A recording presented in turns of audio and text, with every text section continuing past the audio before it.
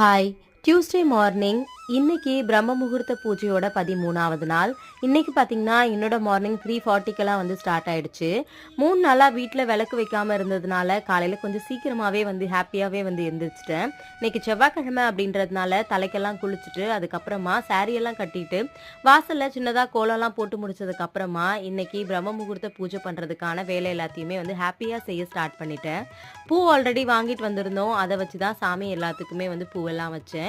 இன்னைக்கு செவ்வாய்க்கிழமை அப்படின்றதுனால பொறுமையா முருகருக்கு வந்து வெற்றிலை தீபம் போட்டுக்கலாம். அதுக்கு முன்னாடி பிரம்ம முகூர்த்த பூஜைய நேரத்துல செஞ்சு முடிச்சிடலாம் அப்படின்னு சொல்லிட்டு, இன்னைக்கு பிரம்ம முகூர்த்த பூஜைய வந்து பார்த்தீங்கன்னா, 4:40க்கெல்லாம் நல்லபடியா வந்து பண்ணி முடிச்சுட்டேன்.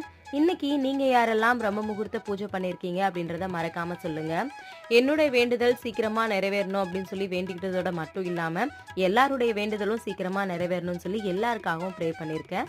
நல்லதே நினைப்போம், நல்லதே நடக்கும். Thank you.